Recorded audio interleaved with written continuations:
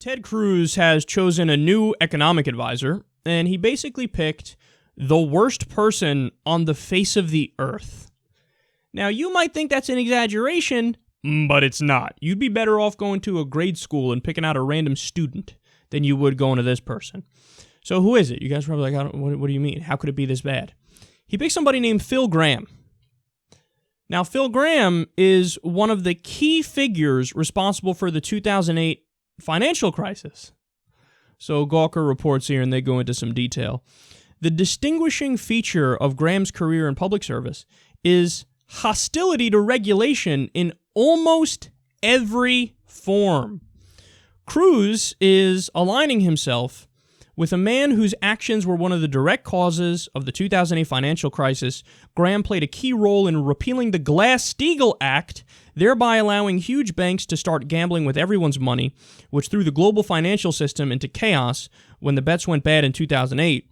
As if that's not enough, Graham also ensured that the government did not regulate derivatives, the wildly abused financial instrument that made the crisis so much worse.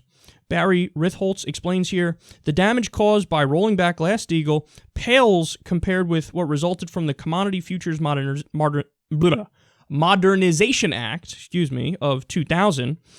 Graham was a co-sponsor of the legislation, which exempted many derivatives and swaps from regulation. Not only was the law problematic, but it veered into potential conflict of interest territory.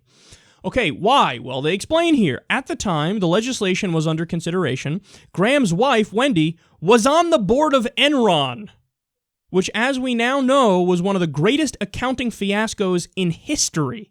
At Wendy Graham's urging, then Senator Graham inserted what became known as the Enron loophole into the Commodity Futures Modernization Act. This allowed Enron to avoid most regulation in its energy trading business. Enron, coincidentally, was a major campaign contributor to the senator. Goddamn, son!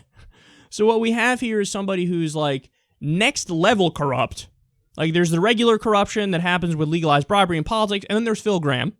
So there's next level corruption alongside with the worst possible decisions you can make, which led to the subprime mortgage crisis, led to the Great Recession, and led to the casino capitalist gambling with money that was supposed to be secure. So, again, just to explain Glass-Steagall, for those of you who don't understand it, post the Great Depression, we had the Democrats and FDR proposed this thing. It was Glass and Steagall were literally the names of the guys who proposed it, the last names. And the idea was, okay, we had this problem on Wall Street. We can't let it happen again. So Glass-Steagall is going to build a firewall, a giant wall of separation between investment banking and commercial banking. So commercial banking is what you do with your money when you go to the bank and you put it in the bank. You expect it's going to be used in a safe way. It's going to be used with secure investments, if anything, and it's going to be there whenever you need to go and take it out.